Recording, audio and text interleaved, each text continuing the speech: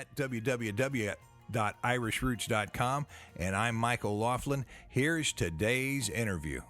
Hey, well, here we're at the steps here besides the new little portion of sort of a gift shop area they've opened up at Brown's, and the music's still there in the background. And I'd run onto a person here. I'd like them to introduce themselves and tell us any of their memories of Brown's from the past or the neighborhood.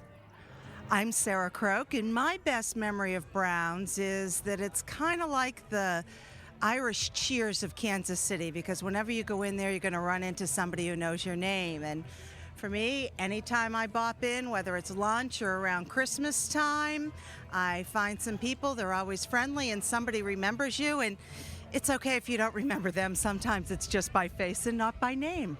Well, now, how long have you been coming here? Since 1984, when I moved to Kansas City. Well, that's just about when all the Irish stuff really started getting big here, too. Yes, and Michael Mahoney kidnapped me, and next thing you know, I was on the parade committee at a Wolftones concert. And here you are today, guarding the steps at Brown's. You've really gone up in the world. I am. I'm just trying to encourage everybody to check out the new addition. You can slide through to the old store, get around, and find out the expansion that's happening in this neighborhood at 33rd in Pennsylvania. Hey, have you got any memories of any of the people here, any of the Browns or of John or anybody at all?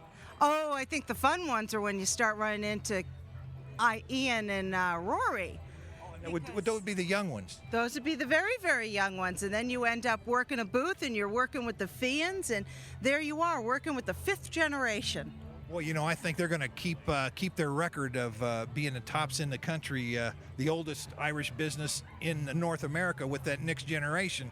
Oh, I don't think there's any question about it. They've got Fians that are going to college just to specialize in restaurant management and entertainment and events and things like that. So by the time they even get out of college, they'll probably have about 15 years work experience. Hey, that's right. Hey, and one last thing. You got a favorite food you get at the deli? Corned beef. Oh, nothing but corned beef. Do you put anything on it? Just a little bit of provolone. That's good. Well, that'll do it here. We're going to move on in here if she lets us pass through the steps. I'm not sure if we're supposed to pay admission or not, but we're going to try to sneak right on by right now. Well, that's the end of today's interview with the Everyday Irish here at Brown's Irish Festival. Each year they have an anniversary party, and each year it gets better. And we've got a series of interviews trying to show the history of the Irish, maybe just like it was in your town, but see what you listen to and what you like, and come back for more. We've got several more interviews coming up, so stay tuned for those. Thanks. This is Mike at www.irishroots.com at the Irish Roots Cafe.